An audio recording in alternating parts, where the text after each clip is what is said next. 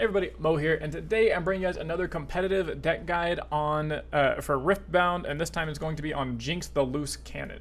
So if you guys are new here, you've never watched one of my deck guides before, first of all, go watch them because they're amazing. It'll be super in-depth. Second of all, this is going to be a longer video because it is extremely in-depth. I'll be going over every single card, why it's in the deck, how the deck plays, what your key cards are, what your key combos are, the reason for some cards over other cards, etc. like that. So the video will be longer. I will say this time, if you see me look over on my monitor, I do have notes here, so I kind of have like a template I want to follow to, one, try and make the videos not as long because I don't think they need to be as long as they have been, but two, because I want to keep things on track, be very clear, and not feel like I'm just like yapping and stuttering over words I've already said or anything like that, right? So it's gonna be a pretty long video. Sometimes you're usually around 45 minutes to an hour. This one, because I have the kind of notes here on the side, it'll probably be closer to the 45 half an hour minute mark, I'm hoping. We'll see. But if that's not for you, if you are not that into Riftbound or that into the Jinx deck, and you're like, hey dude, I just wanted to pick Jinx up and play it at my locals because Jinx looks cool, I love Arcane, I want to learn to play, go check out the article I wrote on Tactor. The link will be down in the description below. It is a very quick read over the deck, and it effectively just tells you everything you need to know on how the deck plays, the key cards, some of the key combos that you need to be trying to play for, and everything you need to know to be able to just pick the deck up and go play it at your locals. Your weeklies, your locals, and play with your friends and all that type of stuff, right? So go check out that article. Other than that, let's get into it already because, like I said, it's a quick video. It's not a quick video. It is a longer video, but I'm trying to have quicker intros. Not a lot of yapping. So let's get into it. So Jinx, for those of you that don't know, a little history is when the game first came out or was first revealed, like at Macau, we got the trial decks. Now the like learn to play trial decks we have now in stores. It was the most broken deck. Everyone's like, wow, Jinx is crazy. She's really aggressive. She has all this card fill. She has a lot of card advantage. She was really good. She was looked at as broken. As reveal season started happening, they showed a lot of red cards early, red-purple cards early, aggressive cards for Jinx early. And people were like, wow, Jinx is just going to dominate set one, blah, blah, blah. She was still looking really broken. Fast forward a little bit, a few months, the set actually gets fully revealed. We start having tournaments in China, and people start having tournaments online in America or in the West, globally. And Jinx kind of like fell out of favor altogether. Like, if no one expects Jinx to do well, I put out a tier list video where I didn't think Jinx was the best for the Chinese regionals, and it's because people were building her in ways to where she just kind of auto-folded to Kai'Sa. You couldn't just play this hyper-aggressive Jinx list that just try to spit out a bunch of units and then get pressure and do all this stuff and win with rebukes or whatever, because it didn't work. Removal spells got better, units got more efficient, people started creating better game plans to hold into Jinx or to make it to where Jinx can't just get the final points by cheesing. But I think that this deck that I've built for Jinx is going to be the best deck I've seen so far for Jinx. And I say I built this deck. This actually was recommended to me by one of the community members in my Discord. He pitched me this mono red Jinx deck and said, hey dude, this like mono red Jinx deck has been working really well for me. It seems pretty sick. So I put out a video on it the other day, as you guys saw, where I played mono red Jinx, and I just wanted to try it out, wanted to try out the concept of mono red. It worked fine. It was really aggressive. It was really nice. I liked the Phoenix package was the big thing that they added in. So he added in this Phoenix package with like falling stars. He had the hex rays in here as well and all that, because he was like, yeah, the recursion is like really nice into Kai'Sa. And I was like, oh yeah, that kind of makes like a lot of sense, a recursion to Kai'Sa. So let's try it out. And it worked. It worked really well. You can go check out that VOD review I did on my games there. I took this deck to a tournament recently, a Thursday night weekly. I streamed that on my Metafy for Metafy subscribers. The entire VOD review, the entire VOD is on my Metafy. All the subscribers are also getting a VOD review of that run. It was like a 4-hour run. The entire tournament is going to be posted over there, as well as I'm going to post one of those games here on YouTube for you guys to see. And that deck was built much worse than this one. It was not nearly as refined. On top of it not being nearly as refined, I was playing it really poorly because I didn't fully understand how to play Jinx and the fundamentals of Jinx, right? So that tournament taught me a lot. I built the deck and the ways to exploit the strengths of this deck and the strengths of the combos that it can have, and tried to cover up a little bit more of the weaknesses that it could have, as well as, or when you're playing the games, right? So that's why I feel like I have a lot of knowledge on this Jinx deck. I've been playing it for a couple of weeks now. I've played quite a few games. I'm scrimming it. Actually, right after this video is done, I'm going to be scrimming it into Kai'Sa, and that scrim VOD will be posted on Metafy as well. And that is going to be like kind of the final test, because I think this deck is actually fairly decent into Kaisa. I don't think it's favored, but it's definitely not as bad as other matchups and as previous Jinx decks were. And you definitely just kind of win games by your Kaisa opponent not having as much removal. They don't have like a Falling Star on turn 2 or something, or they don't have a way to actually clear out your threats. And you kind of just like end up winning the game, and they can't do a whole lot about it, especially the slower, greedier Kaisa decks that we're looking at that took out more of the 2 and 3 drops to put in the Mundos, the big units like that. You just like walk all over them. So let's get into the Jinx deck and figure out like what it is. Like what is Jinx if you don't know? So Jinx is like an aggro pressure deck. I don't really like calling decks aggro decks in Riftbound because it's hard to distinguish what an aggro deck actually means, because you're capped to how aggressive you could be. So any deck that can play a unit on turn 1 and a unit on turn 2 has the exact same amount of pressure potential as, you know, the Jinx your aggro decks, right? So I call them high pressure decks because they have apply high pressure every single turn and threaten to get 2 points a turn very quickly, and they pressure those points very efficiently. So they pressure them efficiently because we have things like high might attack units that are cheap thanks to the assault keyword, as well as we have ways to put out multiple units in turns. It's very cheap units that are quick. So we have the accelerate keyword. This is a very good keyword when you're looking for pressure, because this means that you can take multiple points in a turn because the unit will come in ready and you get to immediately conquer with it or try and fight an opponent's unit there. You know, we see the Jinx champion has both accelerate and assault. So she's only 3 energy, but she can come in as a 6 might attacker immediately for 4 energy, and that's a really good rate. You know, 4 energy for 6 might immediately attacking, very good. Of course, there's power cost and stuff in there, but we play seals. We have a lot of ways to kind of circumvent that power cost by keeping our deck very cheap and very low to the ground, as well as we have seals. So if you ever draw a seal early, you get rid of the power cards, you start doing really crazy stuff later on. Again, we have ways to cheat out extra units thanks to Flame Chompers. Just turns into a 1 power, 3 might unit for free, which is kind of crazy. And then we do play things like the Ride the Winds that apply more pressure, get us points on the opponent's turns. And the biggest thing as to why Jinx is a very good pressure deck is because you just don't run out of steam ever. Whereas like your Darius Hook decks can run out of steam if you don't draw Hook, and you just use all your cards, you run out of steam. That could be kind of rough. Your Annie decks, you play all your cards. Maybe you don't have the Ride the Wind, and then now you're going to run out of steam because you run out of cards. You do have the Annie champ to help you out there, but not as good as Jinx Legend ability, which just says at the beginning of your turn, if you have 1 or less cards in hand, you draw a card. So you effectively get to the spot to where you just are drawing 2 cards a turn as an aggro deck starting extremely early, like turn 3, turn 4 sometimes. So you dump out all your early game units, you dump out all your cheap units, your cheap spells that have big attack. 2 energy 4 is a crazy attack stat. This is a 2 energy 4. And then what happens is you just start drawing 2 cards a turn. So you churn through your entire deck. When we go through these decks, or go through these cards, you'll see there's a lot of 2 ofs, 2 of, 2 of, 2 of, 2 of, 1 of, 2 of, 1 of, right? And there's a lot of 2 ofs, a lot of 1 ofs in this deck, and it's because you just draw so much of your deck that you will consistently find one of your 2 ofs almost every single game that you're lasting that long to, right? So if you need a key card, you will find it. So between that, you also have a lot of recursion, so that's another reason you don't stall out when you're playing Jinx. You have a lot of recursion due to your Immortal Phoenixes. It says whenever you kill a unit with a spell, you can pay an energy and a power to play the Phoenix from your trash. And then you also have recursion in Jinx's signature spell, which is Super Mega Death Rocket. It is just a 4 energy, 1 power, deal 5 damage to a unit. Can be in base, battlefield, does not matter. Just 4 energy, 1 power, deal 5 is already good. But then it says when you conquer, you may discard a card to return the Super Mega Death Rocket from your trash to your hand. So you can use Super Mega Death Rocket to shoot something on a battlefield to kill it. Oh, you opened up the battlefield, cool. Move in, conquer it.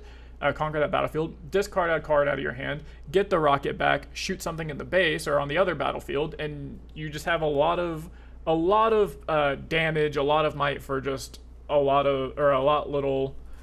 little energy cost. Basically, things are cheap and do a lot of value. That's what I'm trying to say. And it's recursion, so it just keeps coming back and back and back, and it's hard for you to ever run out of cards. It's hard for you to ever not have cards you can play. So a high pressure deck that applies pressure to points on your opponents, saying, hey man, you have to do stuff quickly, you have to build a board, you have to interact with me, or I'm just going to win the game as fast as like the game will literally let me. And then on top of that, I will never run out of steam or run out of cards, and I'm just buying back all of these really high value cards. So that's why that's what the Jinx deck does. Another thing I'm going to be doing is a little quick. I should have said this in the intro, but for those of you who don't know as well, in these videos, I will be saying the name of every single card that I am pointing at or looking at or talking about. And that is, or when I talk about them, and it's to help people that maybe you have something you're doing, like if you're doing homework or work or a chore or you're driving. I make this podcast style, so that way you don't have to feel like you have to look at the screen to be able to understand what I'm talking about. I'm not just going to say, this card is good because it helps you when attacking. Okay, this card is good because it's a cheap unit. Like, I'll say the name of the card, why it's good, all of that type of stuff, so you shouldn't really have to look at the screen very much. So that's it for going over like why to play Jinx. Now we're just going to dive right into the cards. So I'm going to be going over literally every single card. Some are quicker than others because it's as simple as cheap unit that has ability. Some of them I'll spend a little bit more time on because it's part of some sort of combo or micro combo, or very important to the macro game plan of your deck style. So we'll start from the top to the bottom. So Jinx Loose Cannon, this is your legend. Again, we already went over the legend ability, but I'll say it again. At the beginning of or at the start of your beginning phase, draw one if you have one or fewer cards in hand. So this happens before you draw for turn, which is something that a lot of newer players miss out on.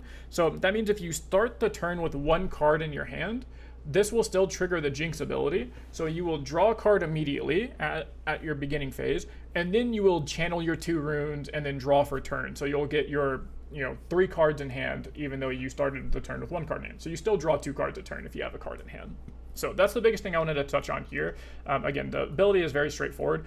Draw an extra card, so you effectively draw 2 cards a turn if you have 1 or fewer cards in hand. I just wanted to go over the quick actual game steps to it, because a lot of newer players that I saw in my Learn to Play, that with Jinx, the number one thing I had to explain to them was that you will still get the extra card if you have 1 card in hand, because you don't draw for turn before you would get the Jinx ability, right?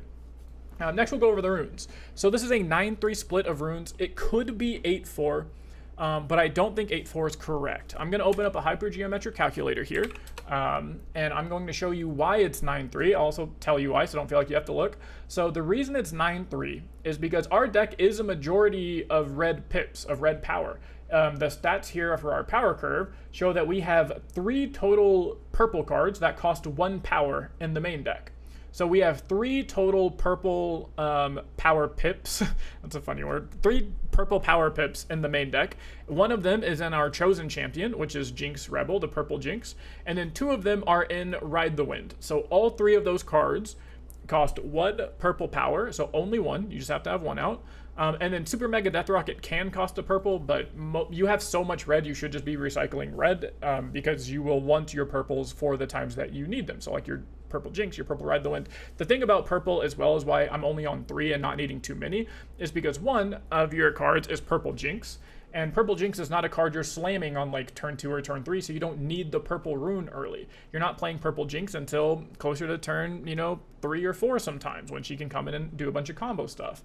And then Ride the Wind is fairly similar, where it would be better for you early most of the time to just be developing another unit to be able to attack and apply more pressure, and then have that purple pip later for the Ride the Wind combo for when your opponent tries to conquer into you, and you can move over, get a bunch of extra points, and do all these like funny shenanigans and stuff, right?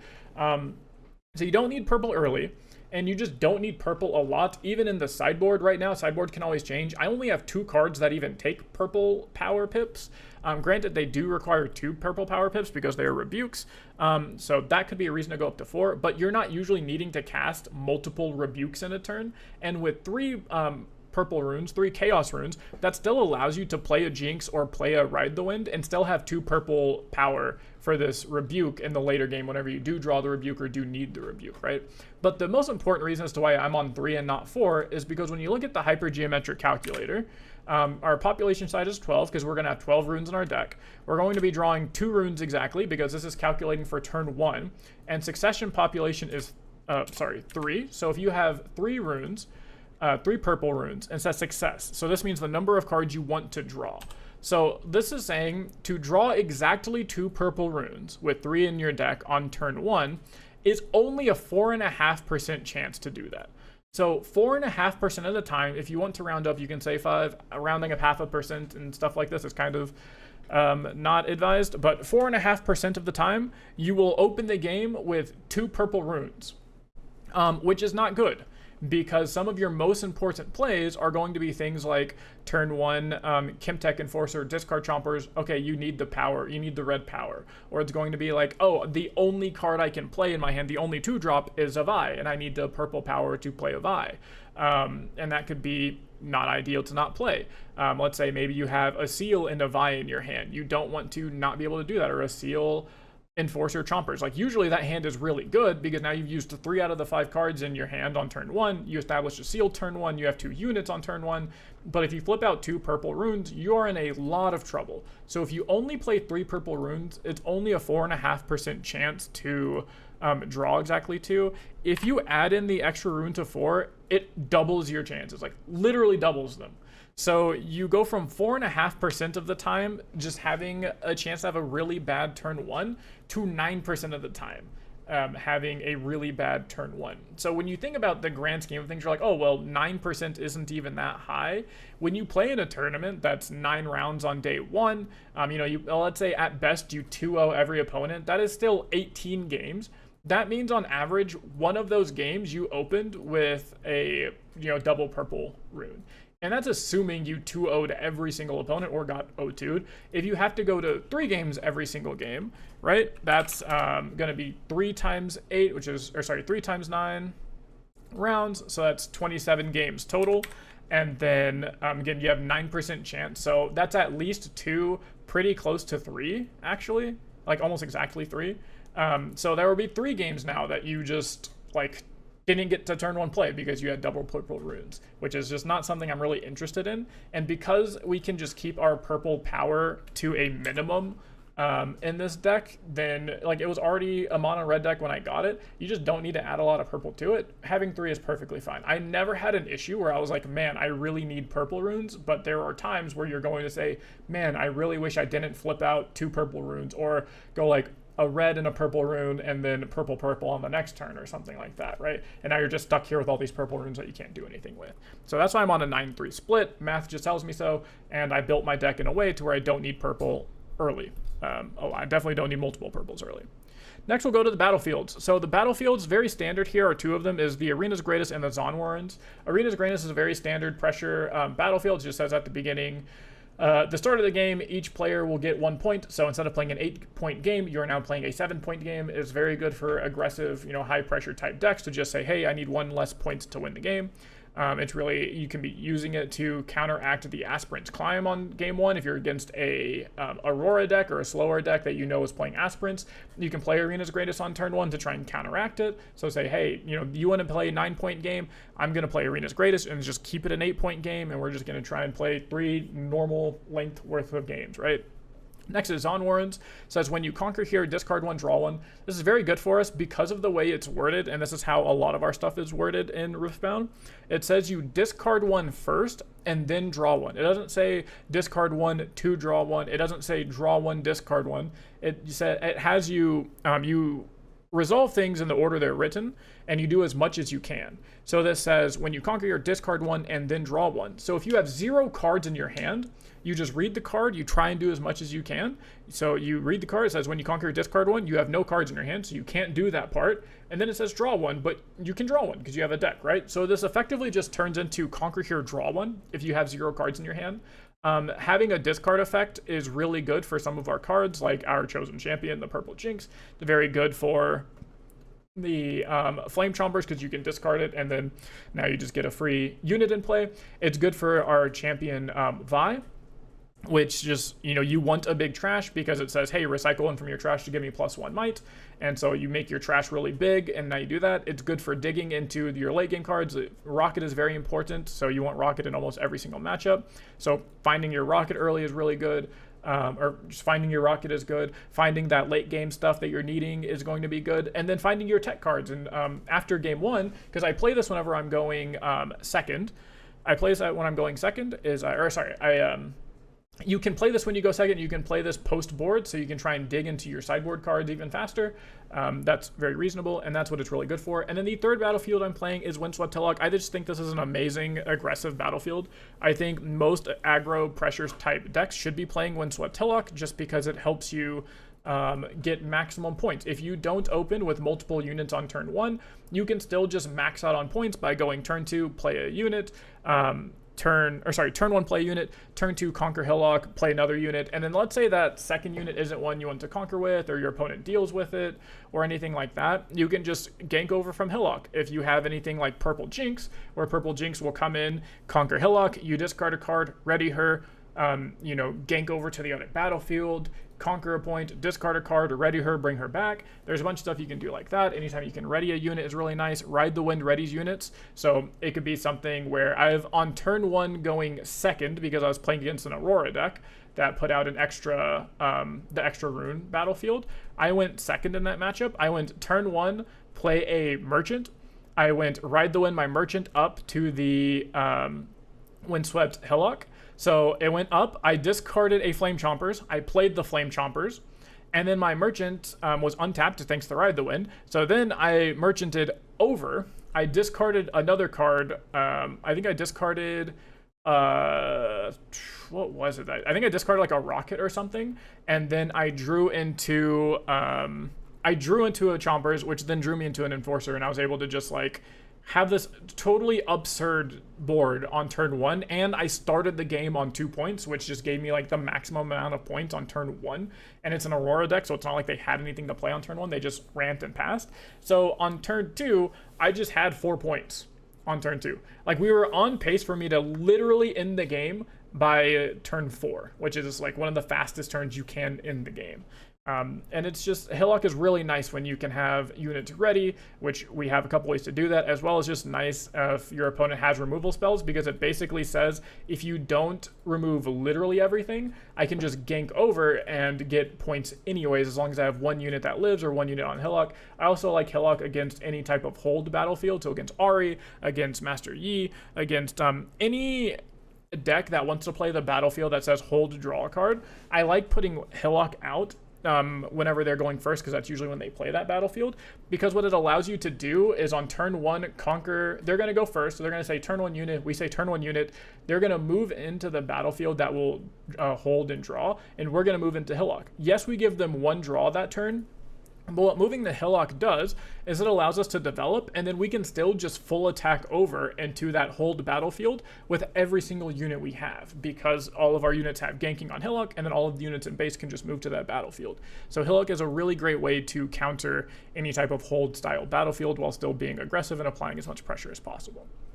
Now we're going to get into the actual main decked cards, and then we'll go over the sideboard a little bit, but because the sideboard can change a lot depending on meta, I'm just going to go over the few core cards, as well as I have a sideboard guide coming out on Metafy in a few days for this deck, so make sure to go over onto Metafy, leave a follow, and then if you're watching this a few days after it comes out, check to see if this Jinx sideboard guide is on there. If not, you'll get a notification when it does if you follow or join the community on Metafy there. It's completely free. The sideboard guide will be completely free, so go do that so you can get the sideboard guide on it. So cards, main deck, we'll go top to bottom. It starts with your champions and then ends with the most expensive cards.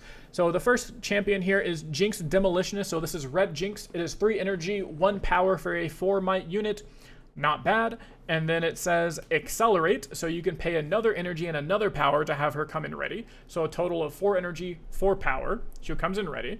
And then she has Assault 2, so she attacks for 6. So she's a 3 energy, 1 power, 4 that attacks for 6, which is crazy numbers. And then it says, when you play me, discard 2 cards. So that is really good for us for 2 reasons. One, it empties out your hand of cards you don't want to be playing, or that aren't good in that matchup or aren't good in that time, and then gets you closer to your Jinx legend ability. So you say, okay, I'm going to discard these cards that kind of suck or that I don't need, and then I'll just start drawing 2 cards a turn to try and dig into the cards I do need or the cards that will help me in this matchup. as well as there are cards here that do benefit from being discarded, like the Flame Chompers, mostly just Flame Chompers, but sometimes you can discard a Phoenix or a Rocket, because those cards are both cards that have recursion and can come back later on. But if you can discard a Flame Chompers, then that's very good for you. If you can ever play Jinx when you just don't have cards in your hand, then there's just actually no, like, air quotes downside, right? You can always add in more cards that have benefits when being discarded. Like there is the Scrap Heaps, I think is what it's called. It's a 2 energy gear that says when I'm discarded, draw a card.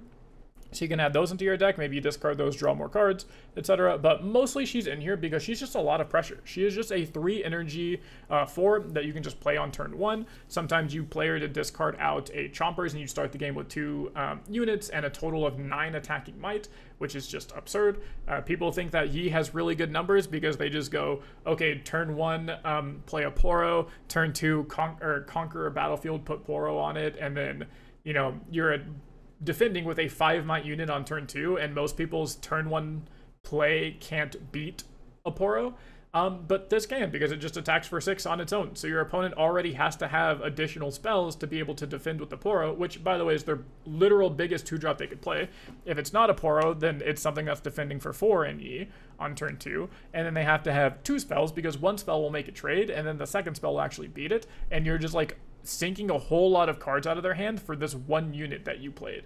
And it gives you a lot of pressure, and then on top of that, it accelerates in for only 4 energy. The 2 power, one thing you'll notice in this deck is there's a lot of power costs, but if you have a seal in play, power costs don't matter too much, and then if you are accelerating cards like the Jinx here and you're paying a lot of power for them, it's probably a state in the game in which you don't particularly care about the power or the total runes you're going to have in the future, because you're either ending the game or you're having such a huge tempo swing due to this 6 might accelerated unit coming in that you don't particularly care about losing the few runes, right? So having a 4 energy, 2 power unit coming in for 6 just adds a lot of attacking. I always want to call it power. Like it adds a lot of power to your attack, but I don't know why Riot chose to use power as an actual keyword or resource in this game, but it adds a lot of oomph to your attack. We'll go with that. Oomph.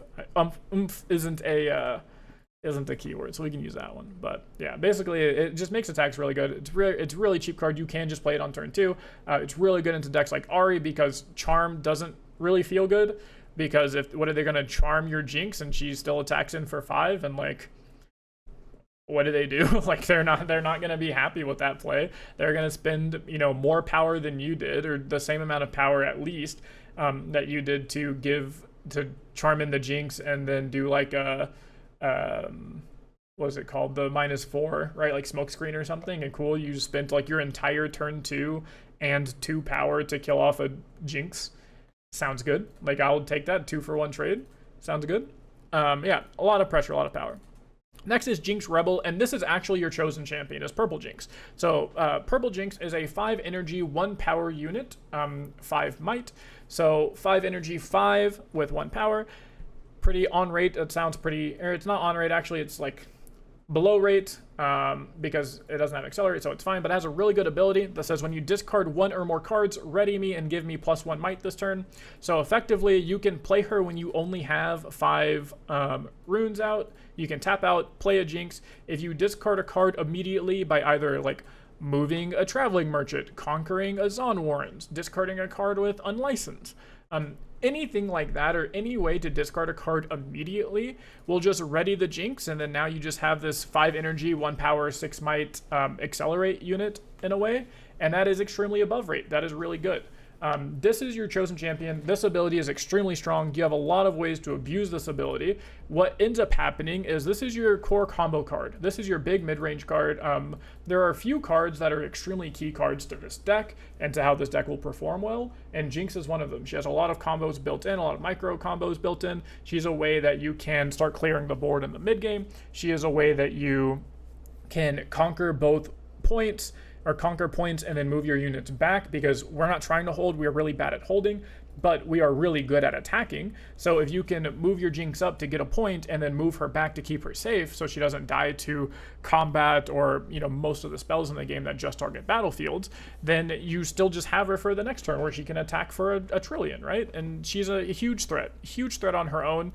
A huge threat when paired with other cards that discard cards. And her alone can take over games, or take over board states, and your opponent has to find ways to deal with it. But while they're doing that, you're still spending energy to develop your board with things like a Vi. So you have this Jinx that's going in, getting points and staying safe, but then you play a Vi and your opponent's like, how do I deal with both of them? I have to choose one. I can charm one unit here. Do I charm the Jinx that's getting a whole lot of value and points and dancing around? Do I charm the Vi? Because if I don't, then Vi is going to come in for like 10 might somewhere. And it just forks your opponent a lot of the time. We'll go over all of the combos with Jinx after we go over each card, because once I go over the cards, you will see how they combo with Jinx, why they combo with Jinx.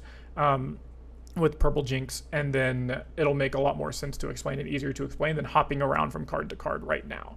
Next is seals. So we're on 3 red seal. So seals, again, we have such a power hungry deck. We have Falling Star is 2 power, Accelerated Jinx is 2 red power, Vi is a red power, Accelerate Rearguard's a red power, Phoenix is a red power when you play him, and then a red power every single time you want to recur them. And then Super Mega Death Rocket is 1 power every time you cast it, and it also has a bunch of recursion on it, right? So you're going to want to be casting it every turn, or pretty close to every turn. And that's going to be a power every turn. So it helps you ramp, it helps you get to these board states where you have like 8 runes, 7 to 8 runes, and you can do things like play Phoenix, conquer, play Phoenix, right? Or sorry, Death Rocket for 4, conquer, get it back, Death Rocket for 4. Now you've just done 10 damage with 8 runes, and you still have all your attackers in play, which is really sick. It really lets you just get to those big energy turns that lets you do the really broken things that this deck likes to do. Between it's like, again, Rocket, Accelerate Jinx, that's 8 runes. Darius plus any 3, like Darius plus Falling Star, that's 7 runes. Plus a Cleave, that's 8 runes. So it lets you get to those big mana points. If you don't have seals, you don't like lose the game. But if you ever do have a seal early, your deck is like just so much stronger than any other aggressive deck. And the reason we can play 3 seals in this type of deck, whereas other decks, you might not see any seals at all, and people always ask, well, why don't you play seals? You play expensive stuff. Why can this deck play seals and this one can't? The most fundamental answer is card draw.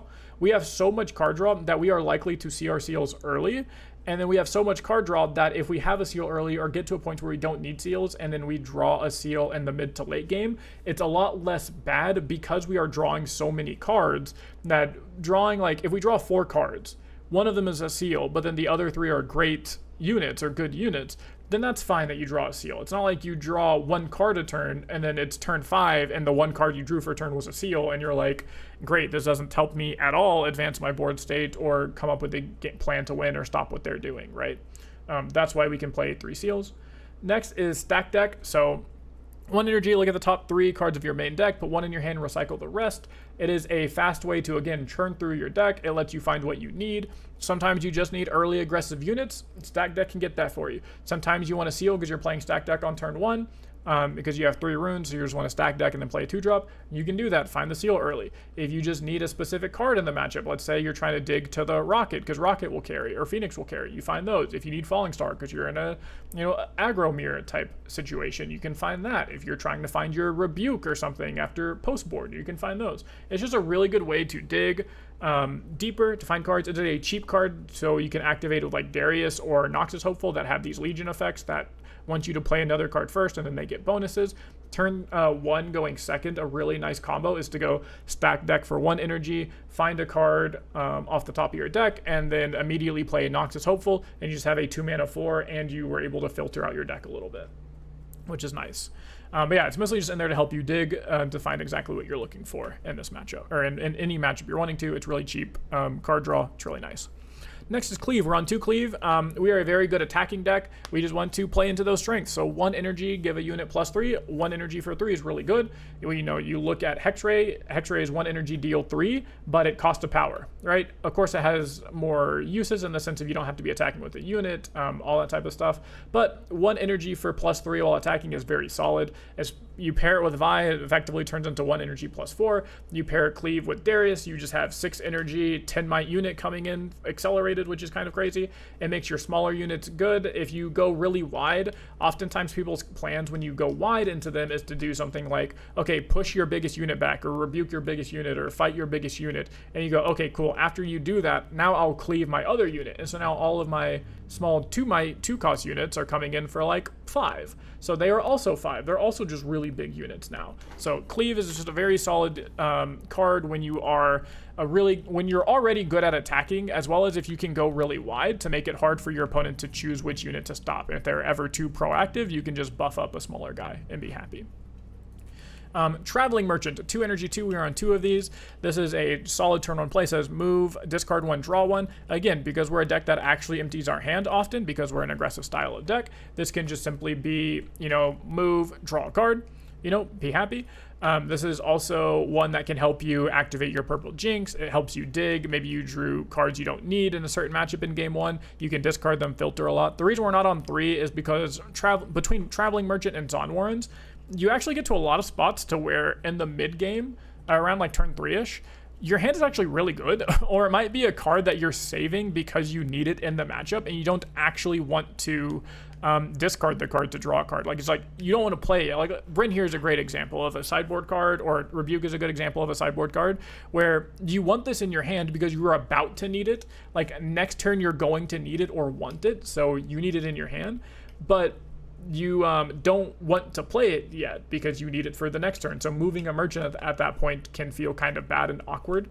Or if they force you to move a merchant with like a charm or something like that, it can feel bad or awkward. So that's why we're only on 2. Next we're on 2 Vi, ganking, recycle 1, 2 energy, 1 power, 3 might unit, very good rate for a 2-drop, and then says recycle 1 from your trash, give me 1 might this turn. This is one of your closers. It is a very cheap closer in the late game. In the mid game, it's still just a giant unit. It comes in, oftentimes you'll have a giant trash because you're discarding cards and drawing cards and playing cards because you're an aggro deck. Fill up your trash a lot. Vi just goes, okay, 2 energy plus, like 13 might units coming in, clear anything. Oh, nice Aurora, cool. You played Aurora, you hit a Mountain Drake, sounds cool. Here's a Vi, recycle 8 cards, come in for 11, and my 2-drop just, beat your 9-drop. Like, have fun with that. The other combo is Vi Ride the Wind is a really easy way to close out the last 2 points. The interaction there is you recycle all of the cards in your trash. You make Vi like a 15 might unit. You ride the wind, the Vi up to a battlefield. She will clear that battlefield, get you a point. And then because Vi has ganking and because Ride the Wind readies the unit after it moves it, it says, move a friendly unit and then ready it. So Vi will be ready on the battlefield after the Ride the Wind happens. So Vi can gank over because she just has ganking. So now you just attacked for, 15 or 16 to both battlefields at a time. It's how you close out both of them.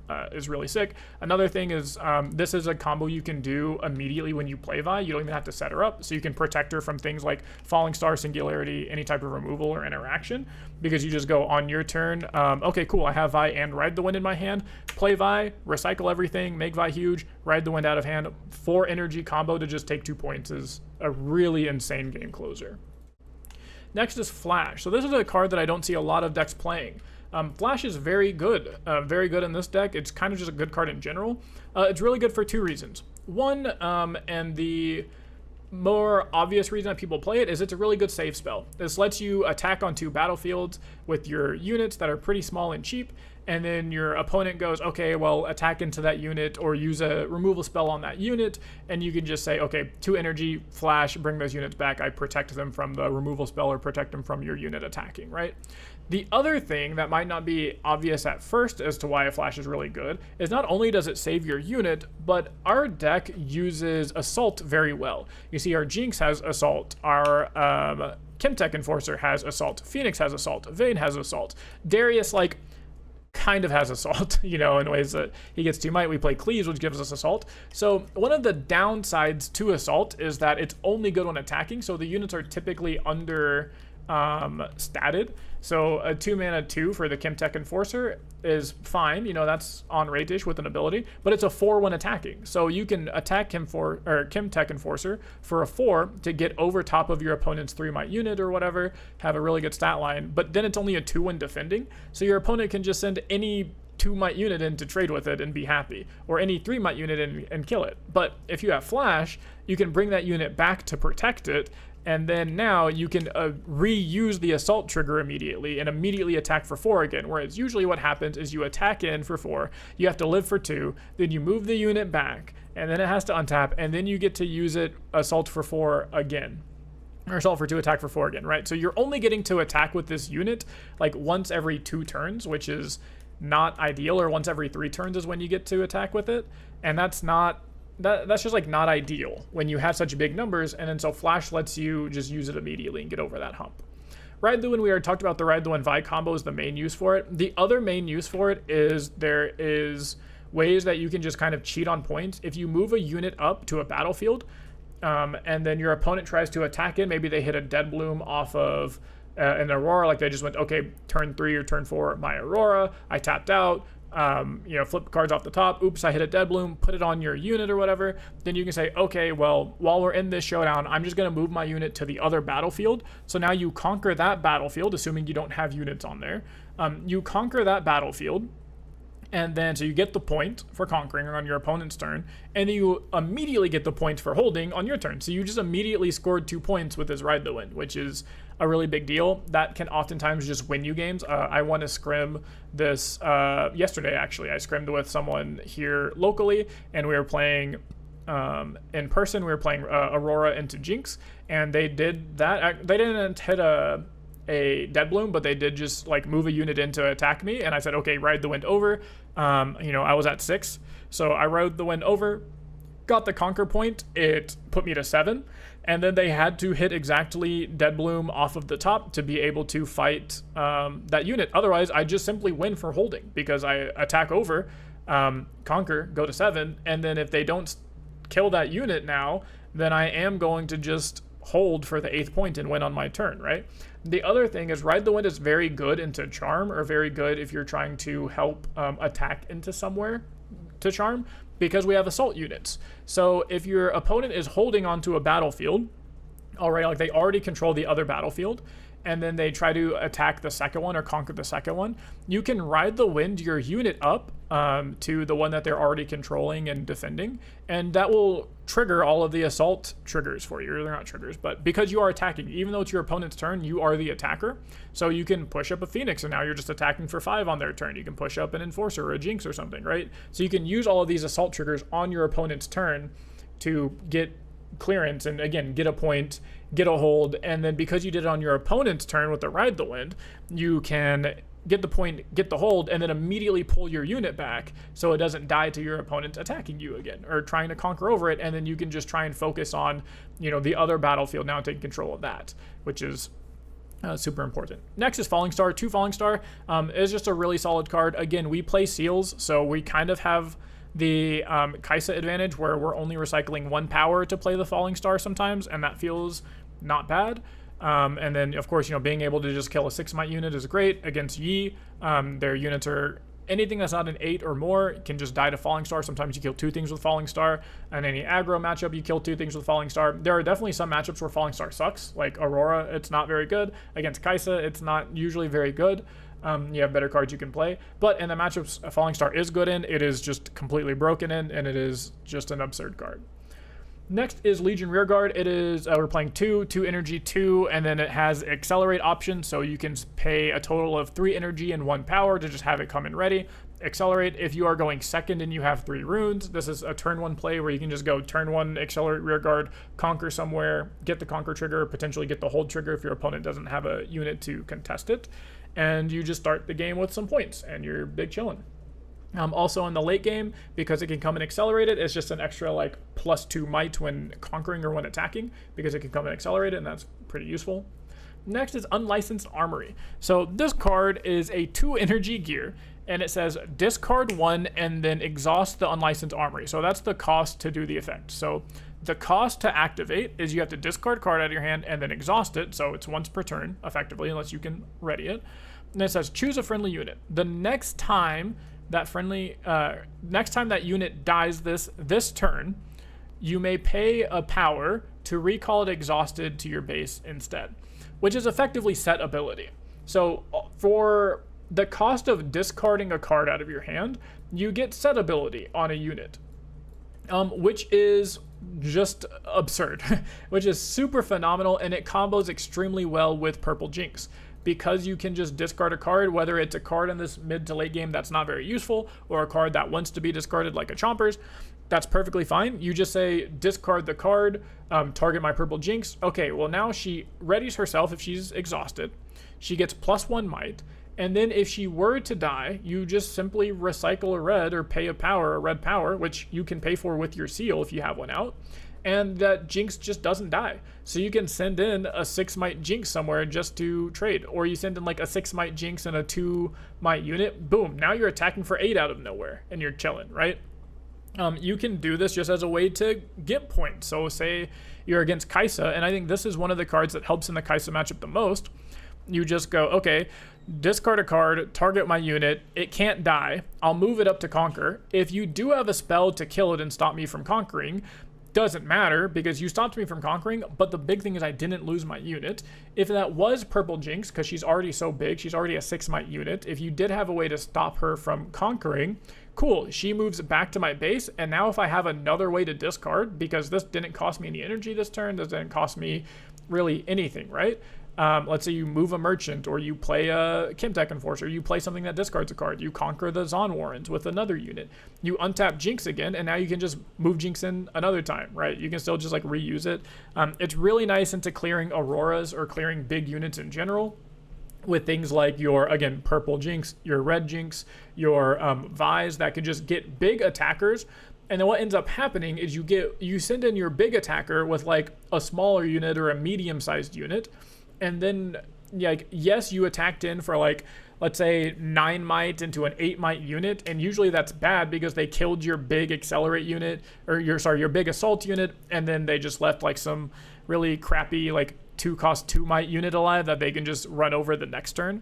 But they can't do that with Unlicensed Armory, because if they want to kill your bigger unit, like the good unit, and leave the 2 might unit alive, well, your big unit is just going to recall to base, and then your 2 might unit is going to still conquer the point. So now they have to just spend it to kill the 2 might unit, and now your big unit is alive, and your big unit is chilling like on the base to be protected, or is chilling there. And then if you can ready again with Purple Jinx and bring it back, it's just like super sick. There's a lot of super sick combos. Oftentimes a trick I do with Purple Jinx and Unlicensed is I will just attack Purple Jinx into an open battlefield that I know my opponent can't like kill me at, or depending on the matchup, right? I'm assuming my opponent can't kill the Jinx there, so I'll just move Purple Jinx in, I'll get the conquer point, I will then discard a card to Unlicensed Armory, it'll untap my Jinx or ready my Jinx, I can bring my Jinx back, and then now I got a point and saved her, and this is a way you can just get 1 point at a time to set up for a really big attack while developing other units, which is super sick. Yeah, Unlicensed Armory, just saving your units, making them not die is a huge tempo swing, especially into removal-based decks like the Jinx. Next is 1 Fight or Flight. We have more Fight or Flights or pushes in the sideboard, but it's just nice to have them sometimes. You can hide it for a power. Oftentimes you can just kind of play it for 2 energy, and it will either push your opponent unit back so you can conquer that battlefield a lot easier. If your opponent has like a 50 might unit for like a 50 might Lee Sin, you just go, okay, cool, fight or flight it back. Just push it back to base, and now conquer with my 2 might unit, win the game, right? Of course, they have defies and all this other stuff they can do, but it's nice there. It's also nice as a hidden card if you want it to defend your unit to keep it alive. Let's say you had to conquer in with a Red Jinx or a Purple Jinx or a Vi, and you didn't have a way to bring it back. You can just hide a fight or flight. That way, whenever your opponent goes to remove it or interact with it in any way, you can use it at reaction speed and just push your unit back into your base. You can use it defensively that way to keep your unit alive. Kimtech Enforcer, it's a very solid aggro card. 2 energy for 2. When you play me, discard a card, but it has assault too, so it's kind of like a 2 energy 4 when attacking. Very good numbers. And it says when you play me, discard a card.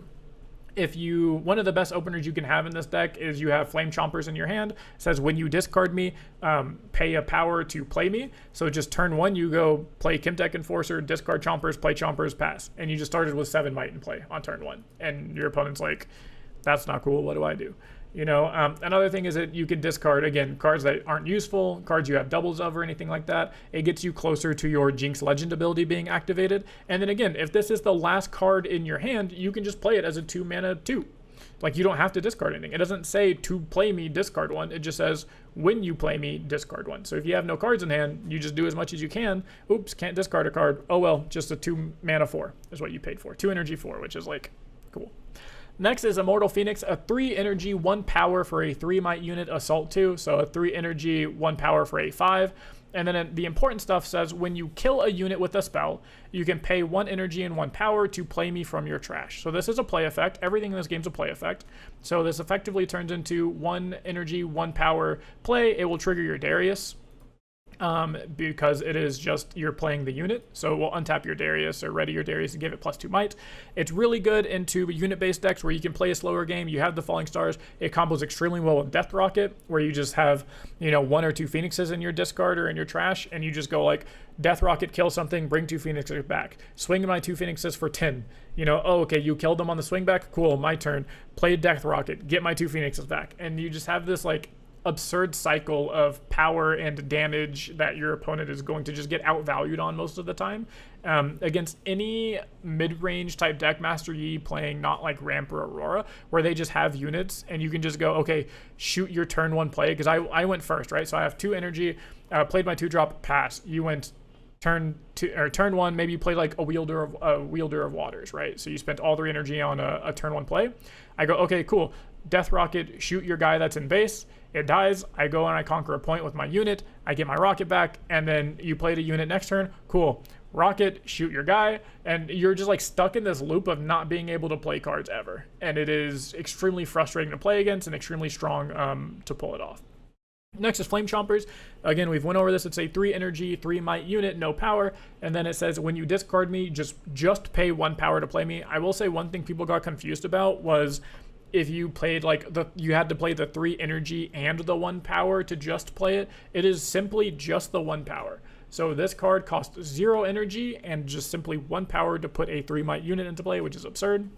Next is Noxus Hopeful. This is a 4 energy 4, but it has Legion effect, meaning if you've played another card this turn before the Hopeful, if you've played another card, this only costs 2. So if you have 4 energy, you can play a 2 energy, like a 2-drop unit or a spell, and then immediately play Noxus Hopeful for 2. Boom, on 4 energy, you put out 2 units, and one of them is a 4 might unit, which is kind of crazy. Rocket, we kind of have gone over this whole time. Is a crazy card. Deal 5 damage to a unit anywhere. It does not have to be in a battlefield, so it can be in base, it can be in battlefield. And then when you conquer, you discard a card to get it back. You can choose when this happens. So if you have 2 rockets in your trash, you can do both if you want. You don't have to do both. It combos really well with Jinx, because if you have purple Jinx in play and you conquer, even if you're not on Zon Warrens, what happens is you conquer, you discard a card to get the rocket back, and then now that untaps your Jinx and you bring it back, right? Another reason this could matter if you have 2 rockets is the first rocket triggers. You can discard a card to get the first rocket back. Second rocket goes to resolve. You discard the first rocket to get the rocket back. That way you're not actually getting rid of a whole bunch of cards in your hand. And that will trigger your purple Jinx twice, so it will get +2 might this turn, so you can come in with even more might that way. Of course, there's no window to like bring her back off the first one and then move her up and then ready her again or anything, but the point of being is that it gives extra might, which is really nice. And then the last card in the main deck is Darius, so 5 energy, 1 power 5. I've quickly realized recently, I'm pretty sure this is just the second most broken card in the entire set 1 is Red Darius. 5 energy, 1 power 5 is fine. And then it says when you play your second card a turn, which can include the Darius, you just give it +2 might and ready him. So he is effectively, can come in as 7 might accelerated unit, and all you had to do is play another unit or play another spell or a card. So on 6 energy, you can just play Darius, cleave the Darius, come in for 10. Play Darius, stack deck, come in for 7 accelerated. Play stack deck first. Oops, I found a Darius. Play Darius, come in. One thing that I've done before, which is crazy, is you can obviously you can play a seal, play Darius, comes in ready. One thing that people don't know is because these cards say play me from them, like the Flame Chomper says when you discard me, play me, is I have played a Darius on turn 2 with 5 energy, and then I had Zon Warrens in play, so I had a unit on turn 1. Turn 2, I just went play Darius, go conquer Zon Warrens. I discarded a Chompers, and then I paid a power to play the Chompers, so that is a played card now. So that readies the Darius, even though you only have 5 energy. That readies the Darius, and he's now 7 readied and can go conquer the other battlefield. There's a lot of cool ways, a lot of cool things you can do with Darius. If you have a hidden fight or flight, that will count as a played card, so you can do it even on your opponent's turn. If you have Ride the Wind and Cleave, you can do it on your opponent's turn. I have definitely cast Ride the Wind on my Darius and then cleaved my Darius and just attacked for 10 on my opponent's turn before. That is something you can do. You can do Flash Ride the Wind, so you can pull units back, and then because you are not on that battlefield and you haven't scored on it, you can then Ride the Wind up. Ride the Wind your Darius up for 7 on a battlefield now. Super sick, and get a point on your opponent's turn.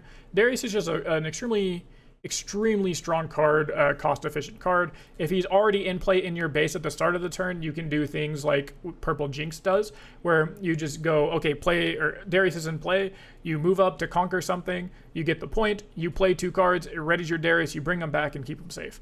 And you just do play patterns like that. The entire purpose of this deck is to just find play patterns that allows you to get the most amount of points while continuing to build the biggest base that you can, so that way you can just have this really giant alpha strike to come in and close the game out and get over any big unit. Like your opponent plays a 10 might unit in play, you just say, okay, cool, I don't care if you have Defy, I don't care if you have Wind Wall, I don't care if you can stop my spells, which some things that like Annie can struggle with, where you go, oh, fight or flight, push your unit back, and they just go Defy, and you look at your hand and you're like, cool, I lost. Or you go Ride the Wind, and they go, okay, cool, Defy the Ride the Wind, and you lost. The reason this deck is so much stronger than Annie is because it is slightly slower, because you don't have the extra mana on your extra runes on your opponent's turn, but you have a lot bigger attack, and you have a lot more resilience into these 10, 11, 12 might units that are defending. Like 12 might is realistically like a red Jinx and a Darius. Red Jinx and a Darius is 13 might.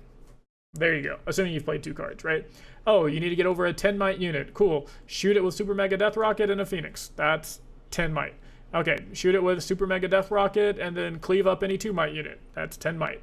Super Mega Death Rocket, 2 units. Okay, cool. We traded, but I'm just going to come in with another unit because I have so many units on my board that I'm big chilling, right? And you can just get over bigger units a lot easier with this deck. You are not subject to this like win by turn 4 or die game plan that a lot of other aggro pressure decks are, kind of like how Annie is. And then for the sideboard, again, the sideboard's going to change all of meta, and I'm going to have an entire sideboard guide for free on Metafy coming out. But the very important things in the sideboard is to just have game plans into the biggest, or into the most popular decks in the game right now, which is going to be Rebuke to deal with these really big hold game plans like Auroras, Yees, all of that type of stuff.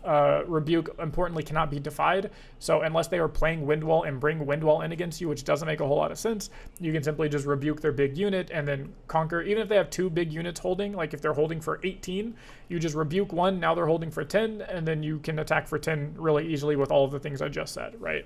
Vayne is really nice into smaller decks, or token-based decks, or any deck that is on board and trying to hold, because she is just so power efficient, or so numbers efficient. For 4 energy, 1 power, she's a 5 attacker with Accelerate, is really nice.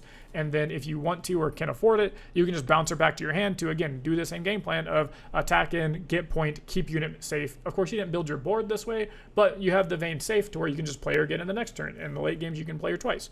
And then Bryn here is the only other card I've been really liking. I like her into Misfortune Aurora. I like her into all the Auroras, basically Misfortune Aurora and Yi Aurora, because against Misfortune Aurora, it stops them from being able to play Bullet Time or Push, which is really big. Against Yi, it stops them from playing any type of counter spells or pump spells or any spells, which is huge. You basically just have to look at their numbers that they have on board, and you beat those numbers. And then I'm trying to get into Kai'Sa to see how I like it into Kai'Sa. I'm not quite sure. I do think I like it into Kai'Sa, again, for the reasons of just like playing it. Okay, you can't deal any damage to me this turn. Like, you can't shoot my guys. The issue that I'm having with it into Kai'Sa is they can always just go like smokescreen you in response, because smokescreen's a reaction. And then your Bryn here didn't really do anything, or at least you know that they smokescreened you, so you can make better information off of that, right? But I really like it into the Aurora matchups right now. Any green matchup like the Ahri matchup is really really good for that reason as well. Everything else can be kind of changed. I'd have more pushes in here because Madden Marauder is just a way to push and then not have it be defied. So again, if your opponent has like a 50 might Lee Sin, you just play Marauder, pushes the unit back, they literally cannot deal with it, and you just like win. Same with into an Aurora deck, can't be defied, can't be countered, anything like that, and you win. I don't know if Marauder's good, I just like it for those reasons. All meta dependent, but check out that sideboard guide that's coming out in a few days. That is the entire in-depth competitive Jinx deck tech. I hope you guys enjoyed it. I will have a VOD review. Actually, I have a couple of VOD reviews of Jinx coming out. One from my tournament that I played recently, which is a slightly different deck for a worse reason. It's not as refined as this one, so don't worry about the deck list looking different. And then I'll have another VOD review coming out with this refined list where I show you like, okay, this is like the full power of the deck, how it goes, how it plays, the play patterns like in motion, like in practice, all of that type of stuff. So hope you guys enjoyed it. That's gonna be it for this video. Go sub to my Metafy to get a bunch of videos and VOD reviews. I try to keep my intro short because I don't want to say anything. If you've made it this far, that means you really enjoy this type of content, or this is the type of content you've been looking for. Go check out my Metafy. I have a lot of free stuff over there, and then for $10 a month you get like multiple VOD reviews a week. You get exclusive streams when I do tournament runs. You will get exclusive access to streams that I'm going to do before the really big tournaments happen. I'm going to be doing like tournament prep streams that are going to be like or you're gonna have to buy tickets to, but the $10 subscribers will just get in for free to those, so go check that out. All that cool stuff. It is a great way to level you up, coaching, VOD reviews, deck reviews, all that type of stuff over on Metafy. So if you're really being, wanting to be serious about Riftbound and get into that next level where you want to take as much advantage of the people not playing right now that are just waiting for the game to come out, and then they're like, oh, game came out, I have a Las Vegas tournament in 3 weeks, surely I can prep enough and learn enough about this because I'm a Flesh and Blood player, I'm a really good card gamer, you know, how hard can it be? Like, you're gonna smoke those guys. So if you're looking for that type of stuff, Metafy is where it's at, my Discord is where it's at. That's it for this video. Hope you guys enjoyed it. I'll see you in the next one.